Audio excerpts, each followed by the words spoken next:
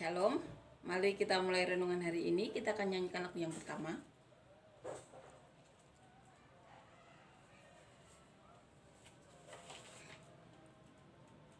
Kemanakah kami mencari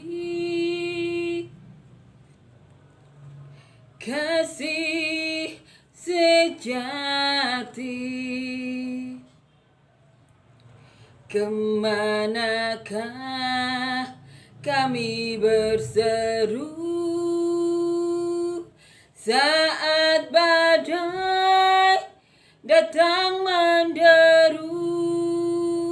Yang kami tahu hanya Kau yang mampu pulihkan segala sesuatu. Kami perlukan keajaiban-Mu.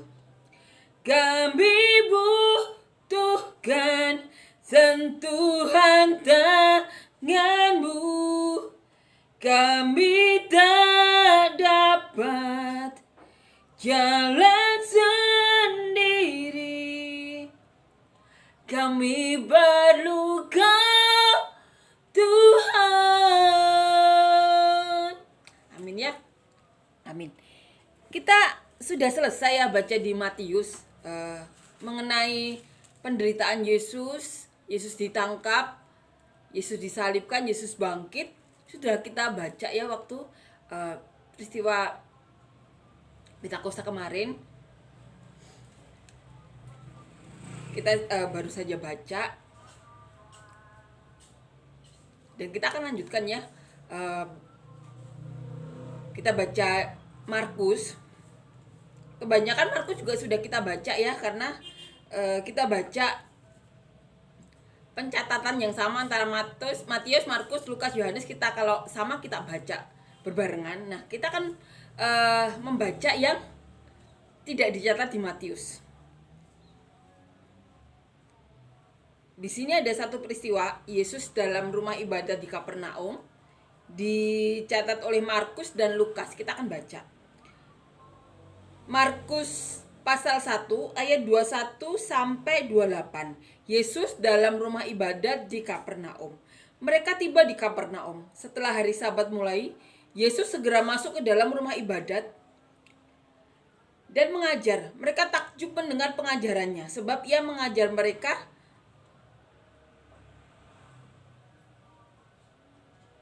sebagai orang yang berkuasa, tidak seperti ahli-ahli Taurat. Pada waktu itu di dalam rumah ibadat itu ada seorang yang kerasukan roh jahat. Orang itu berteriak, "Apa urusanmu dengan kami, hai Yesus orang Nazaret? Engkau datang hendak membinasakan kami. Aku tahu siapa engkau, yang kudus dari Allah." Tetapi Yesus menghardiknya, katanya, "Diam, keluarlah daripadanya." Roh jahat itu mengguncang-guncang orang itu, dan sambil menjerit dengan suara nyaring, ia keluar daripadanya. Mereka semua takjub sehingga mereka memperbincangkannya, katanya, "Apa ini? Suatu ajaran baru. Ia berkata-kata dengan kuasa. Roh-roh jahat pun diperintahkannya dan mereka taat kepadanya." Lalu tersebarlah dengan cepat kabar tentang dia ke segala penjuru di seluruh Galilea. Kita akan baca bagaimana Lukas menulis. Ditulis di Lukas pasal 4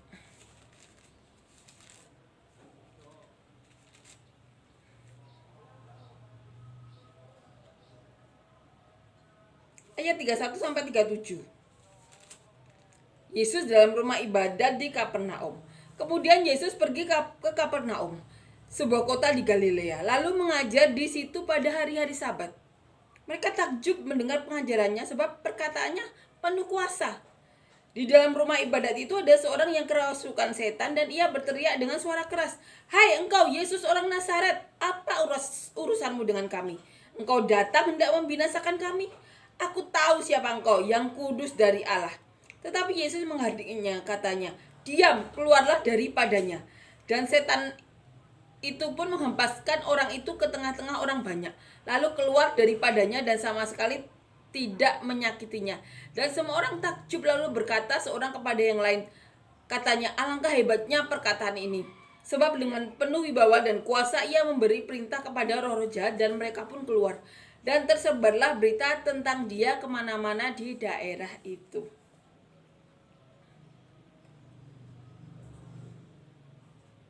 Ini yang terjadi.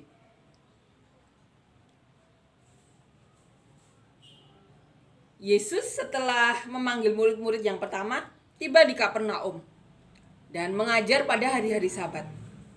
Nah, orang yang diajar Tuhan Yesus itu bisa merasakan kuasa atas segala perkataan dari Tuhan Yesus. Mereka bisa merasakannya. Di sini dikatakan, mereka takjub mendengar pengajarannya, sebab ia mengajar mereka sebagai orang yang berkuasa, tidak seperti ahli-ahli Taurat. Ditulis di Markus 1 ayat 22. Mereka takjub. Orang-orang yang mendengar Tuhan Yesus berkhotbah itu merasa takjub. Sebab Yesus mengajar mereka dengan penuh kuasa. Beda seperti ahli-ahli Taurat. Itu yang menyebabkan salah satunya ahli-ahli Taurat itu mau menjatuhkan Tuhan Yesus.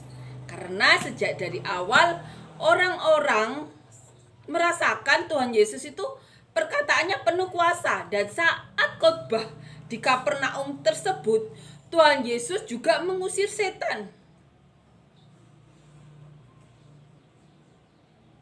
Pada waktu itu di ayat 23 ya, di dalam rumah ibadat itu ada seorang yang kerasukan roh jahat. Orang itu berteriak, "Apa urusanmu dengan kami? Hai Yesus orang Nazaret, Engkau datang hendak membinasakan kami. Aku tahu siapa engkau, yang kudus dari Allah." Tetapi Yesus menghardiknya, katanya, "Diam, keluarlah dari sana."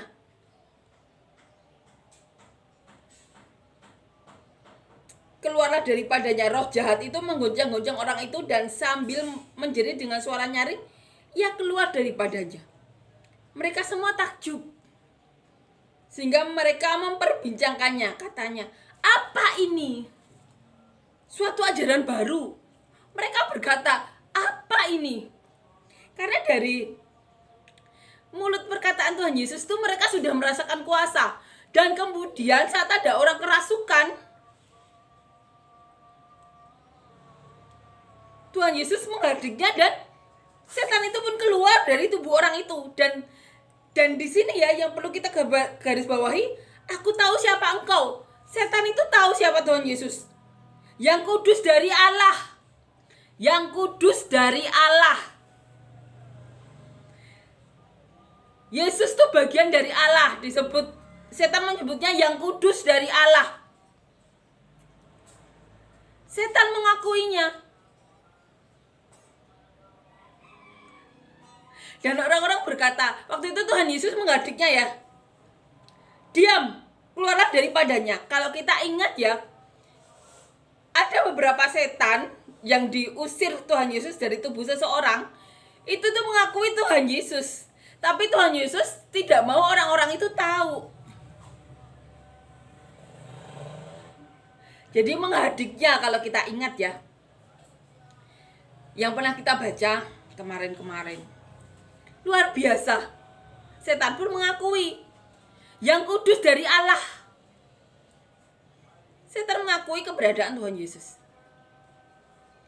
Dan orang-orang berkata, "Apa ini?" Dan mereka bilang, "Suatu ajaran baru." Dari peristiwa inilah. Karena apa? Dibanding-bandingkan.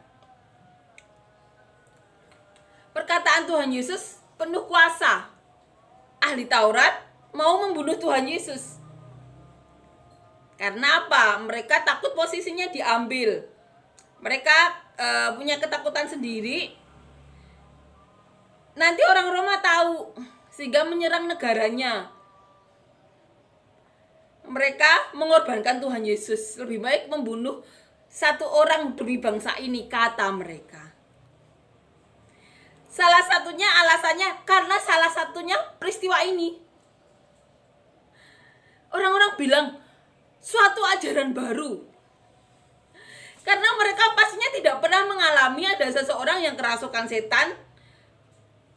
Dan saat itu Tuhan berkata, menghardik, keluar. sembuhlah orang itu. Salah satu peristiwa yang mendasari kebencian orang-orang Farisi ahli-ahli Taurat kepada Tuhan Yesus. Karena apa? Dibanding-bandingkan. Mereka takjub. Tuhan Yesus lebih berkuasa dari ahli-ahli Taurat.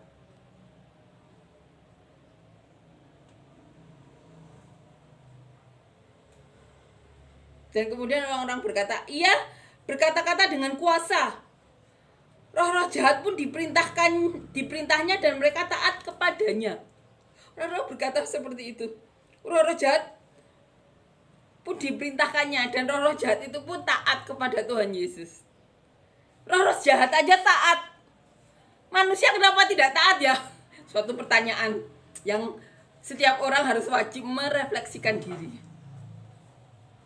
Lalu tersebarlah dengan cepat kabar tentang dia ke segala penjuru di seluruh Galilea. Satu peristiwa yang mengawali rasa tidak suka orang-orang ahli Farisi ya dan ahli-ahli Taurat. Di situ Tuhan berkata-kata dan kata-katanya penuh kuasa. Roh-roh jahat pun taat kepada Tuhan Yesus, tidak berani menghadapi Tuhan Yesus. Tapi kita tahu roh-roh jahat itu menggunakan banyak cara. Ya, mereka terselip di antara keinginan manusia, terselip di antara seperti yang dilakukan ahli-ahli Taurat ini ya. Kalau Tuhan mengatakan kan apapun yang tidak sesuai dengan kehendak Tuhan itu adalah pikiran dari iblis. Iblis itu cerdik, culas ya. Kalau cerdik memang harus ini ya, culas. Mereka terselip di antara keinginan-keinginan manusia. Dan Tuhan katakan apapun yang tidak sesuai dengan kehendak Bapa, Yesus katakan sendiri itu adalah pikiran dari iblis. Dan iblis kalau di hadapan Tuhan, mereka taat. Langsung pergi dari tubuh orang yang dirasukinya. Amin ya, salah satu peristiwa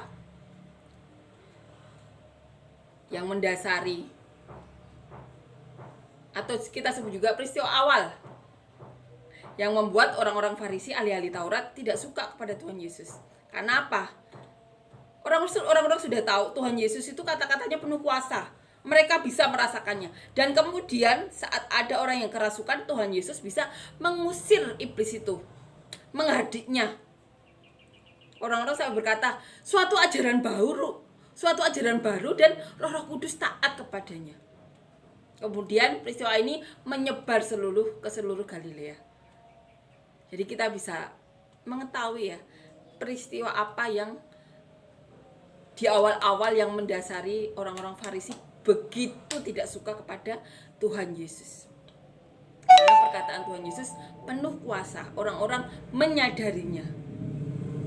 Dan dikatakan juga suatu ajaran baru. Dan mereka takut karena ada suatu ajaran baru ya. Menurut orang-orang mah nanti datang ke negaranya. Ketakutan mereka sendiri. Amin ya. Ini benar-benar menguatkan kita ya. Tuhan Yesus kata-katanya penuh kuasa. Dan ini masih terjadi sampai sekarang. Kita imani. Kata-kata Tuhan Yesus yang dicatat di kitab Injil itu kuasanya masih bisa kita rasakan.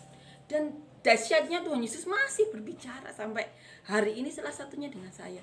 Luar biasa. Luar biasa. Iblis menyebutnya apa? Yang kudus dari Allah. Kesaksian iblis atau setan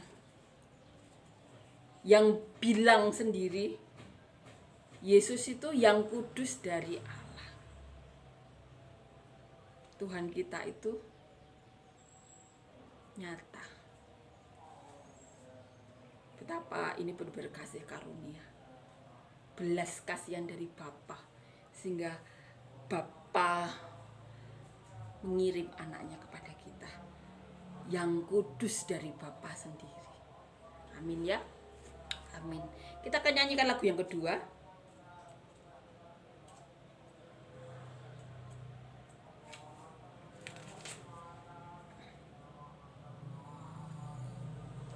kasih yang terindah,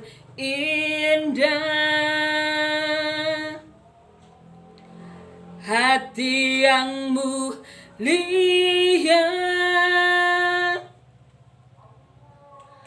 hanya ku temukan di dalammu,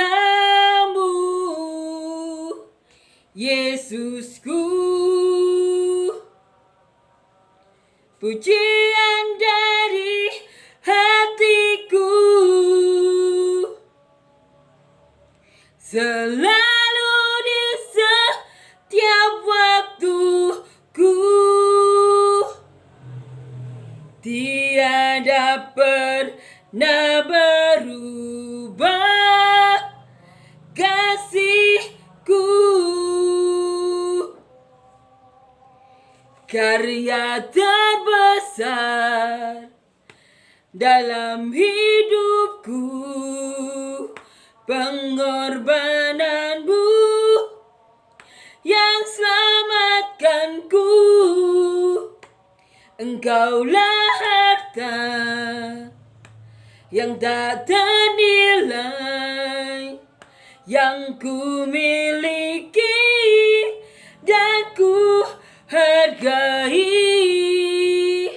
Yesus, Engkau ku kagumi.